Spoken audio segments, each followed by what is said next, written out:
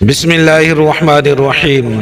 صرف 5 منٹ کا مدرسہ قرآن و حدیث کی روشنی میں 20 رجب المرجب۔ نمبر 1، اسلامی تاریخ۔ حضرت عباس بن عبد المطلب رضی اللہ تعالی عنہ۔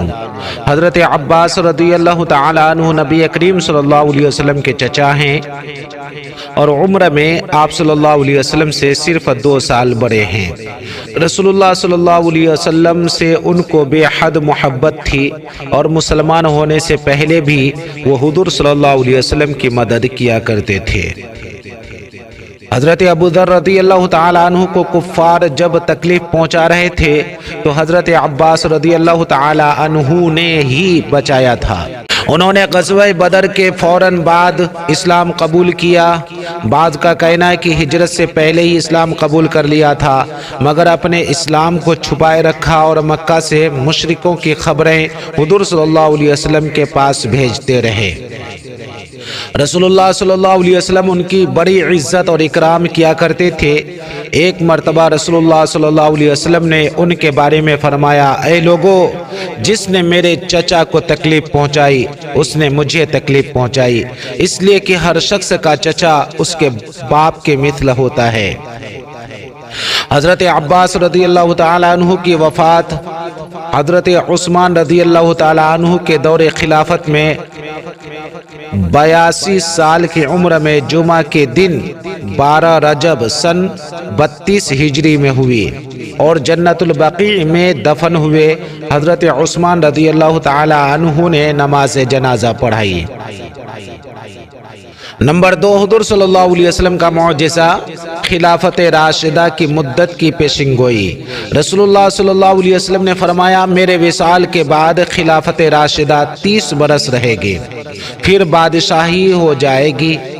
چنانچہ آپ صلی اللہ علیہ وسلم کی پیشن گوئی کے مطابق یہ 30 سال کی مدت حضرت علی رضی اللہ تعالیٰ عنہ کی خلافت تک چلی، پھر اس کے بعد بادشاہت کا دور شروع ہو گیا۔ ترمذی شریف۔ نمبر 3، ایک فرد کے بارے میں اپنے گھر والوں کو نماز کا حکم دینا۔ قرآن میں اللہ تعالیٰ فرماتا ہے، آپ اپنے گھر والوں کو نماز کا حکم کرتے رہیے اور خود بھی نماز کے پابند رہیے۔ ہم آپ سے روزی طلب نہیں کرتے، روزی تو آپ کو ہم دیں گے اور اچھا انجام تو پرہیزگاری ہی کی ہے۔ سورہ طٰہٰ۔ نمبر 4، ایک سنت کے بارے میں دعوت کھانے کے بعد کیا پڑھے۔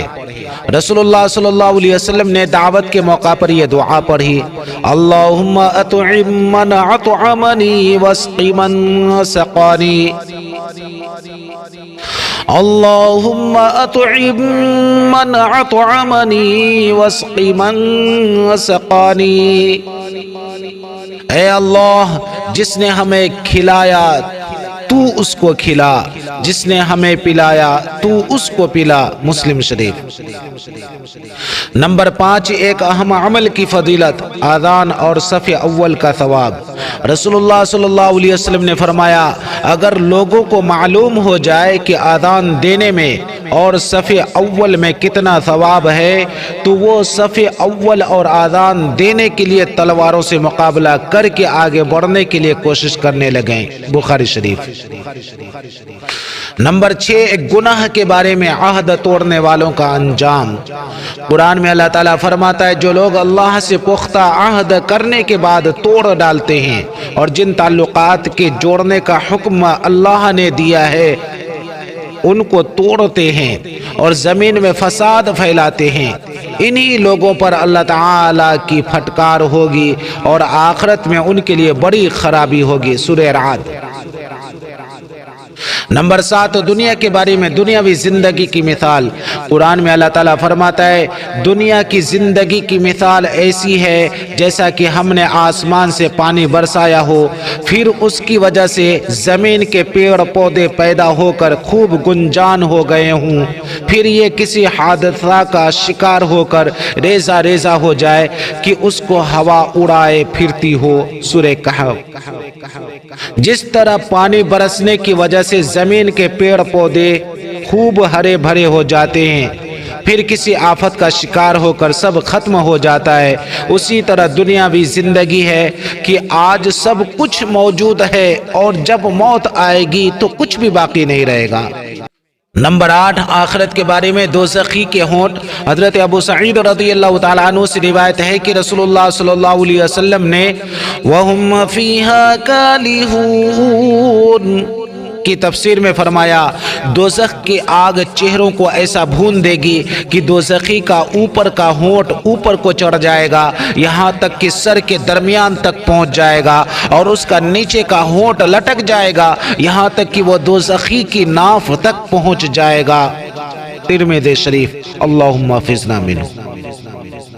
نمبر 9، طب نبوی سے علاج، سفرجل یعنی پیئر کے فوائد۔ حضرت طلحہ رضی اللہ تعالیٰ عنہ فرماتے ہیں کہ میں رسول اللہ صلی اللہ علیہ وسلم کی خدمت میں حاضر ہوا تو آپ صلی اللہ علیہ وسلم کے دست مبارک میں ایک سفرجل یعنی بہی تھا۔ پھر آپ صلی اللہ علیہ وسلم نے فرمایا، طلحہ اسے لو کیونکہ یہ دل کو سکون پہنچاتا ہے۔ ابن ماجہ۔ نمبر 10، نبی پاک صلی اللہ علیہ وسلم کی نصیحت۔ رسول اللہ صلی اللہ علیہ وسلم نے فرمایا، عورتوں کے سلسلہ میں وصیت قبول کرو، اس لیے کہ عورت بدن کی نازک اور ٹیڑھی پسلی سے پیدا کی گئی ہے، اگر تم اس کو سیدھا کرنے کی کوشش کرو گے تو ٹوٹ جائے گی، اور اگر تم اس کو اس کی حالت پر چھوڑ دو گے تو وہ اور زیادہ ٹیڑھی ہو جائے گی۔ یعنی عورتوں کے ساتھ نہ زیادہ سختی کرو اور نہ زیادہ نرمی کرو۔ مسلم شریف۔